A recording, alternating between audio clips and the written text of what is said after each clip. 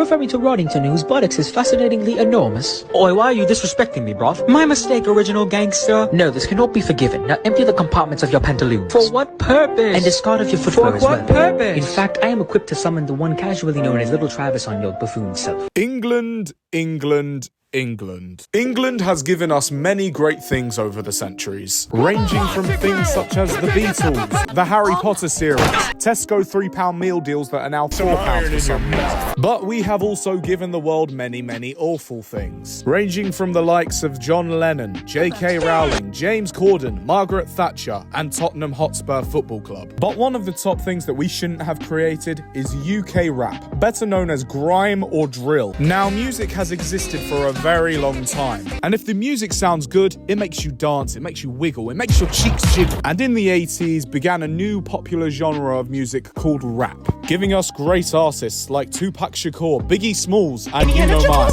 And then the UK saw how popular it became and decided to do what it does best, that being colonize the fuck out of it. And for whatever reason, we decided to make it as arse as possible. Like, if you come into my car and you say, "Wait, bruv, put on that new J Hus album, it's bare dotty," do you know exactly what I'm gonna do? You're getting Princess Diana, motherfucker! In my humble opinion, there is only a handful of good UK rappers. That being Dave, Stormzy, Skepta, JME, Little Sims, Kano, 21 Savage, and MF Doom.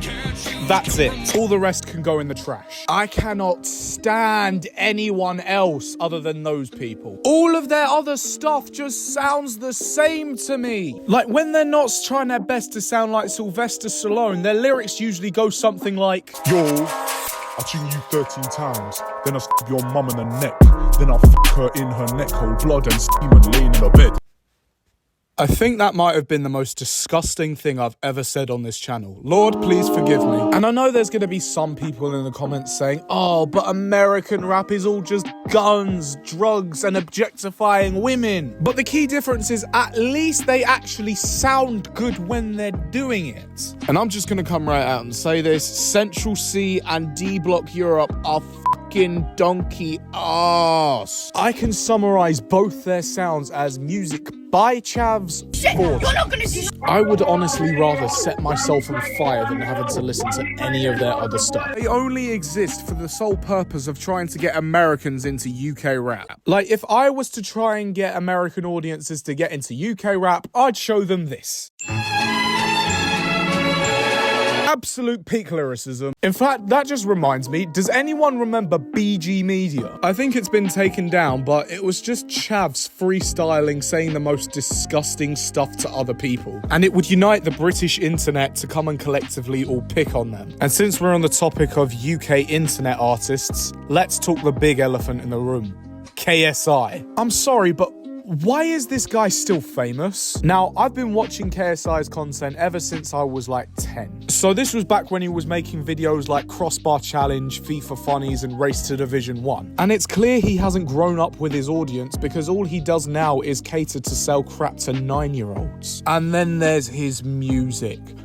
Oh my god, it is abysmal. This man has never made a good song in his life. This man can have the budget to afford the best artists in the world and have it still sound trash. KSI's music is possibly the definition of NPC music. If I, for whatever reason, became Prime Minister one day, I would bring back the death penalty and bring out a new execution method. That being, you have to listen to KSI's music until you ultimately decide to kill yourself. I also want to take a minute to talk about Wireless Festival as well. Now, if you don't know what Wireless is, it's essentially just the UK's version of Rolling Loud. Now, I've attended the 2022 one in Crystal Palace and the 2023 one in Finsbury Park, and honestly, I don't ever think I'll be going back again. It cost like £3.50 just to get a bottle of water there. How can you charge that much for water when I've just been standing in a pit full of sweaty chavs when it's like 30 degrees outside? The lineups have also just been getting worse and worse, pulling up with people that no one listens to. And the headlines for this year? It's just Drake! Drake! You could have had anyone else on that lineup, but you went with the certified boy lover? The certified PDF file? I would rather get sent to an El Salvadorian cartel prison than go to this show, let alone 3 nights. It's not even called Wireless this year, it's called OVHO Fest. Now you're also probably sitting down saying, why am I going on another Drake tangent? Because Drake's been stealing off of the UK's music culture for a while now.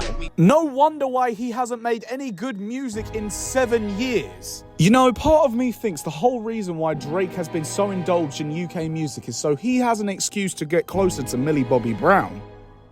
But that's just a theory. Anyway, that's it for today's video. Rant over. I get it's been like a month or 2 since I dropped. I'm sorry, I've been busy for a while, so I'll try and get back to that. I think The Weeknd has Album of the Year, and Carti also finally dropped. It was alright. That's it for the video today. I'm done. UK rap sucks. And in conclusion, he did what with his cousin? One thing, I'm not a big fan of the government. 30 on 30. I'm not a big fan of the government. 30 on 30 on 30. I'm not a big fan of the government. 30, 30, 30. I'm not a big fan.